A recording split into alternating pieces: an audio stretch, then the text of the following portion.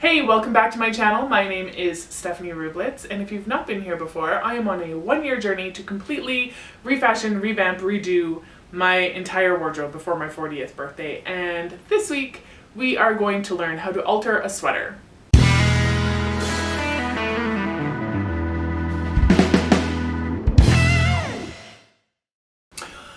Okay, so a couple of weeks ago, I did a thrift haul on the weekend, and last week I posted a video about it. I will try and link that up here somewhere. But if I can't figure out how to do that, I will link it in the description below. So I got this sweater dress, and it's a little bit big, it's a little bit baggy, and I feel like it's a little bit long.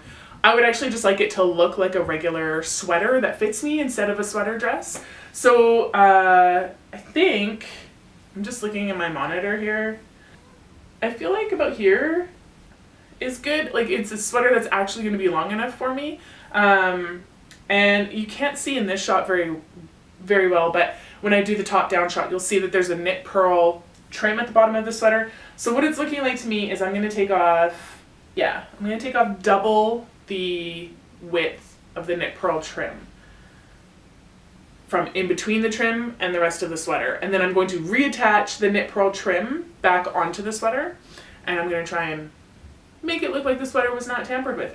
So I'm not going to bother pinning the bottom because I know that it's just 2 times the length of the trim. And then I'll probably, once I get that all taken apart, then I will mark my side seams of where I want to take this in. So yeah, let's give it a go. All right, first thing I'm going to do is I'm going to cut the trim off the bottom of the sweater, and I'm going to cut it by hand using scissors rather than using my rotary cutter, because I want to really make sure that I leave a 1/4 inch seam allowance space at the top of the trim. And if I do it with my rotary cutter, there's a chance that things might shift and I might not be left with enough.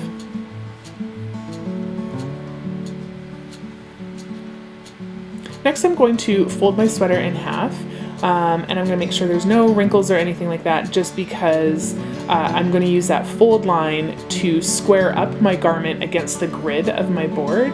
And once it's squared up, this is what's going to allow me to use my rotary cutter and get a nice straight line. My trim is 2 inches, so I'm going to cut 4 inches off of my sweater.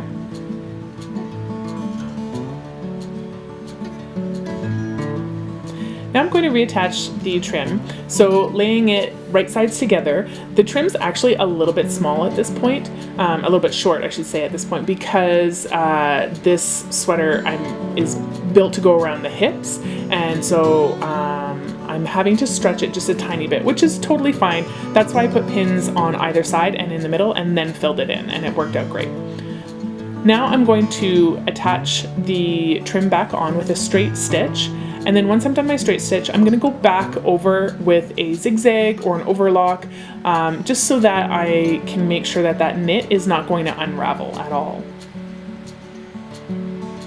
Now, don't worry about that wobbly seam at the bottom. We're totally gonna take care of that in a little bit. But before that, I tried on the sweater and I put some pins in just to see where I wanted to take it in at the sides. And when you're pinning stuff on yourself, it can kind of like get a little wobbly on you, and that's okay. I'm marking out where my pins are on the nicest side, and then I'm gonna remove my pins and straighten out the line and just make it have an appropriate curve for my body. Now that I've done that, I'm just running a line of pins on either side of my line because it is a thicker garment, and once again, things will tend to shift, especially when you're using scissors. So just by pinning either side, I don't have to worry about anything sort of getting out of shape from that line that I've made. Now I'm going to take that strip that I cut off, and I'm going to use that as my guide on the other side. Again, I'm going to pin that, and I'm going to throw a couple of pins into the body of the sweater as well, just to really hold everything secure.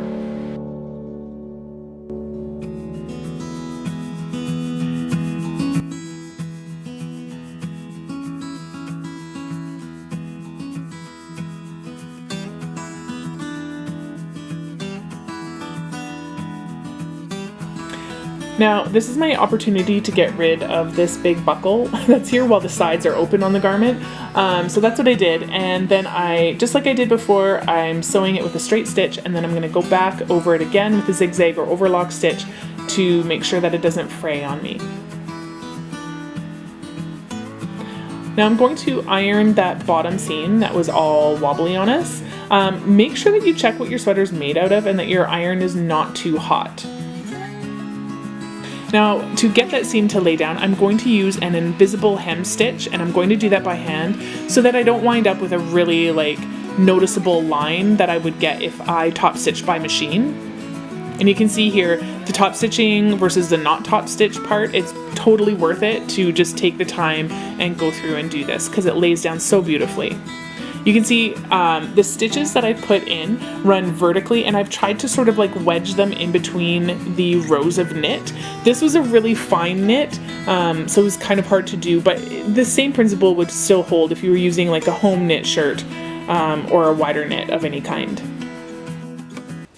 Alright, here we go, we're all done. I've taken about 4 inches off of the bottom. I've reattached the original pearl knit trim, and I've done an invisible hem stitch to just make that lay all nice and flat. There is a little, you can see little itty bitty divots where my stitches are, but I'm willing to bet that the first time I wash it, that's just gonna come out a lot nicer and everything will lay a lot nicer. So if that is what happens, I will take photos of it and put it up on my Instagram. I'll link my Instagram below.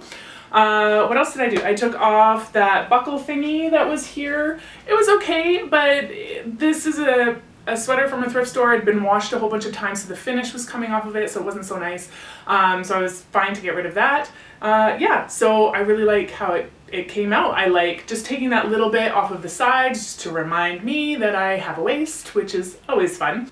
I had a lot of fun doing this project. I hope that you learned something new. I hope this was of value to you.